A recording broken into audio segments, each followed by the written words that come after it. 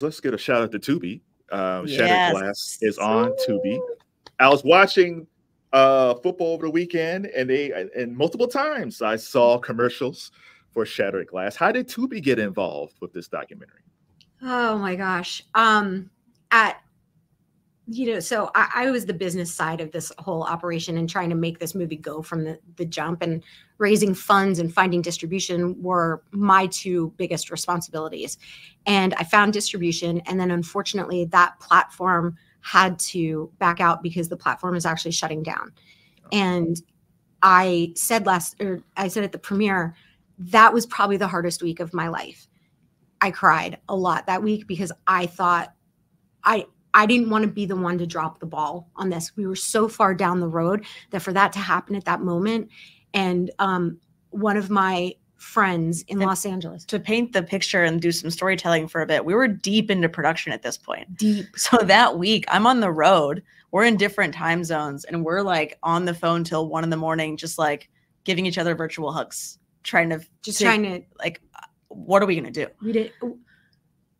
And this is the whole, we had to pivot so many times, and we could not be too rigid or we would break. We had to go, this movie was going to be what it was going to be. And we had to go in that direction, and we couldn't be the things to stop it. So I had a friend of mine in Los Angeles, who we have a mutual friend who happens to be Nicole Parlapiano, who is the CMO of Tubi. And she is the most wonderful human being on the planet, because she got on the phone and she said, I want this movie. Tubi is an emerging platform. We are investing into sports, and I want to tell this story. And Terry Jackson and I were just on, we just got interviewed for Ad Week, and we were telling the story from the business perspective.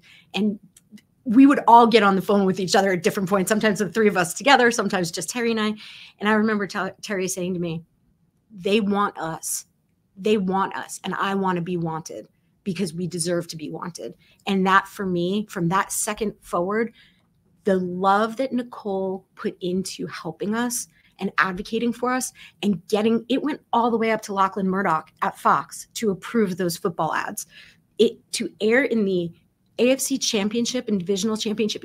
It's unheard of that a women's documentary would get that kind of exposure. And we are so lucky to have her.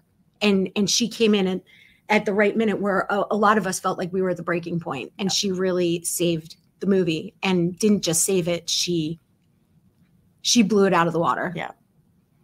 So shout out to Nicole. Shout out to Nicole. How close was it to shutting down? Like, were you close to shutting down? Never. Well, let's be very clear about how that stubbornness that is in this room right now. It was never going to shut down, but we might have gotten in trouble with our bosses for that, but we weren't going to, we were too far in. We couldn't shut it down. No. Which made me terrified. Yeah. That was the most scared I've ever been, is like, how. I suppose there's a world in which, you convince the bosses to let you finish it, and then you send it on the festival circuit, and then you hope it gets bought out of that, which is a way that a lot of films get picked up. But it was important to us because it's a very timely story. Yeah. So you can't, have a film where the runner throughout is a CBA meeting that happened at the end of 2023, and then have to wait until next year's festival circuit. It's just, it had to happen. And Jess McCourt did what Jess McCourt does and figured it out and connected with Nicole. I can say now I wasn't worried, right? I wasn't worried. I wish you had said it to me then.